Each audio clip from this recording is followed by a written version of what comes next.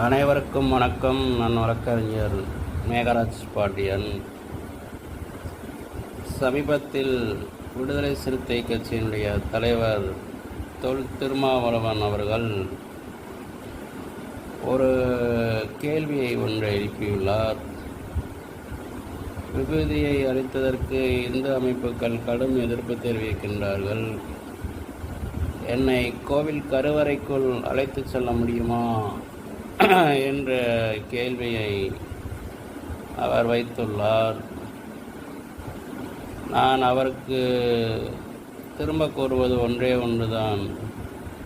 நீங்கள் திராவிட முன்னேற்றக் கழகத்தின் தலைவர் ஸ்டாலின் அவர்களை பார்த்து திராவிட முன்னேற்றக் கழகத்தின் முதல்வர் வேட்பாளராக ஒரு தாழ்த்தப்பட்ட சமுதாயத்தினர் ஒருத்தனை வேட்பாளராக அறிவிக்க வேண்டும் என்று கோரிக்கை வைக்க வேண்டும். அப்படி அறிவிக்காவிட்டால் கூட்டணியை விட்டு வெளியேறுவேன் என்று சொல்லும் தைரியம் உங்களுக்கு உண்டா என்ற கேள்வியை மாத்திரம் இந்த நேரத்தில் அவருக்கு வைக்க விரும்புகின்றேன். அது மட்டுமல்ல, மதுரையில் சமீப காலமாக 2 நாட்களாக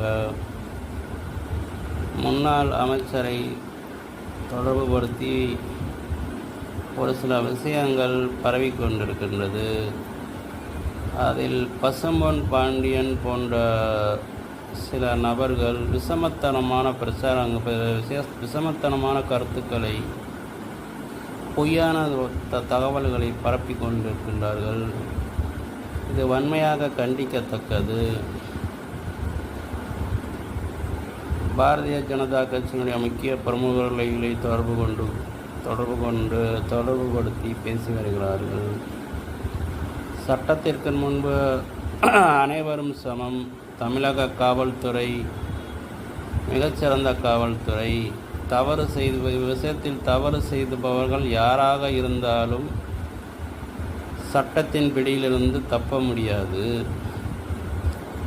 தமிழக காவல்துறை அதை நிச்சயமாக செயல்படுத்துவார்கள். சட்டம் தன் கடமையை செய்யும். இன்னும் காவல்துறையிடமிருந்து அதிகாரப்பூர்வமாக எவ்வித தகவலும் வராத பட்சத்தில் விசாரணையை திசை திருப்பும் நோக்கத்தில்